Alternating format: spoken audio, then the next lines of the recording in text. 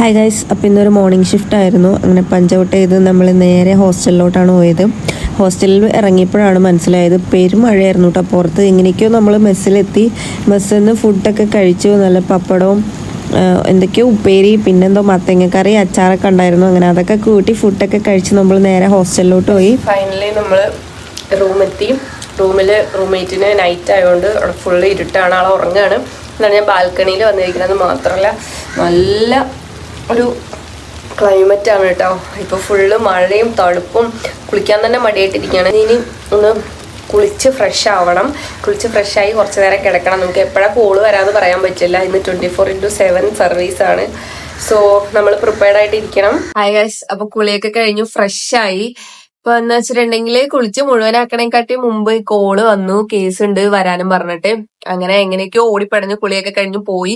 പിന്നെ പോയി വന്നപ്പോ ഞാൻ ഇതിന്റെ കാര്യം മറന്നുപോയി, വീഡിയോ എടുത്തോണ്ടിരുന്ന കാര്യം മറന്നുപോയി.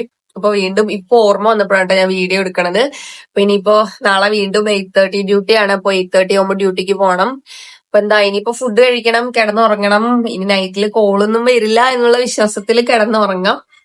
ഒന്നും വരാതെ ഇരിക്കട്ടെ. അപ്പൊ അത്രയൊക്കെ ഉള്ളൂ. അപ്പൊ ഇത്രയൊക്കെയാണ്. ശരിക്കും പറഞ്ഞിട്ടുണ്ടെങ്കിൽ ലൈഫിൽ പ്രത്യേകിച്ച് ഒന്നും നടക്കണില്ല. ഞാന് വീഡിയോസ് ഇടണം എന്നൊക്കെ വിചാരിക്കും, പക്ഷെ സത്യം പറഞ്ഞാൽ ഇതൊക്കെയാണ് നടക്കണത്. വേറെ പ്രത്യേകിച്ച് അങ്ങനെ എടുക്കാനും മാത്രമുള്ള വീഡിയോസും കാര്യങ്ങളൊന്നും കണ്ടന്റ് കിട്ടുന്നില്ല. അത്രയൊക്കെയാണ്. അപ്പോ